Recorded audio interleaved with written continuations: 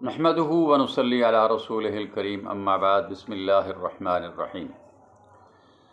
رسول اللہ صلی اللہ تعالی علیہ وآلہ وسلم کی پیشن گوئیاں۔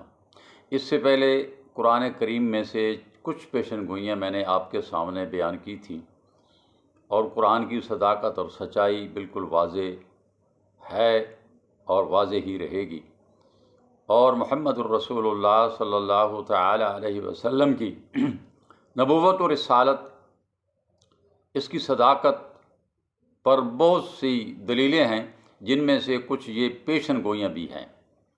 جو پیشن گوئیاں رسول اللہ صلی اللہ علیہ وسلم نے کیں، وہ حرف بحرف پوری ہوئیں اور آج تک پوری ہوتی آ رہی ہیں۔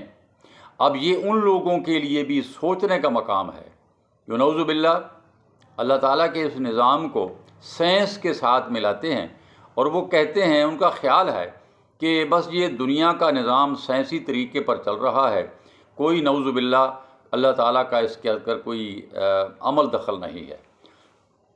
قرآن اس پر گواہ ہے۔ اللہ جل شانہ کی ذات کے بارے میں اگر سوچا جائے، دیکھا جائے، تو اللہ تعالیٰ کی ذات پر ہر ایک پتہ پتہ گواہی دے رہا ہے کہ میرا ایک خالق ہے، جو صرف ایک ہی ایسا خالق ہے کہ جیسا اور کوئی نہیں ہے۔ تو میرے بھائیوں، پیشن گوئیاں رسول اللہ صلی اللہ علیہ وسلم کی جو آپ نے 1450 سال پہلے فرمائی ہیں، وہ حرف بحرف پوری ہوتی آ رہی ہیں۔ آج جو میں نے آپ کے سامنے بیان کرنا ہے، وہ ہے خلافت راشدہ کے بارے میں۔ مسند احمد، ترمذی، نسائی اور ابو داؤد کے اندر حدیث موجود ہے کہ رسول اللہ صلی اللہ علیہ وسلم نے فرمایا کہ خلافت علی منہاج نبوہ، یعنی خلافت جو صحیح خلافت علی منہاج نبوہ ہے، فرمایا 30 سال تک رہے گی۔ آپ نے سال گن کر بتائے، 30 سال تک رہے گی۔ اس کے بعد پھر ملوکیت آئے گی۔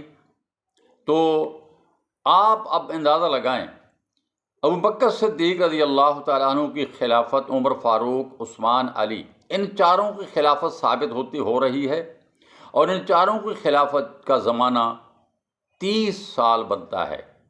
یہ 30 سال خلافت علی منہاج نبوت قائم رہی۔ اس کے بعد پھر آہستہ آہستہ کچھ خرابیاں آتی گئیں۔ تو اب یہ 30 سال کیسے ہوئے؟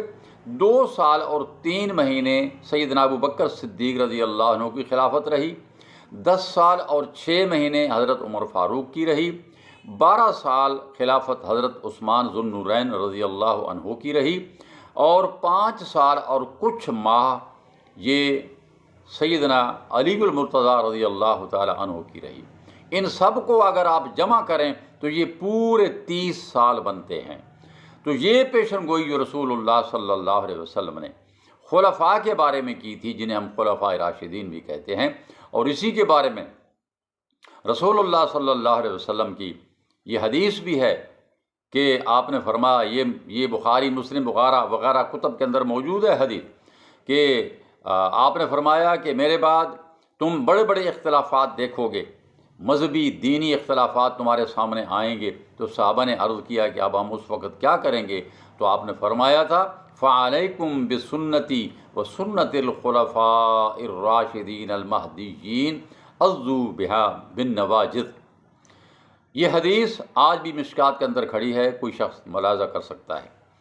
تو میرے بھائیو، رسول اللہ صلی اللہ علیہ وسلم کی یہ پیشن گوئی بھی حرف بحرف پوری ہوئی۔ اللہ تعالی ہم سب کو دین اسلام پر قائم دائم رکھے، آمین۔ وما علینا الا البلاغ، وآخر دعوانا الحمد للہ رب العالمین۔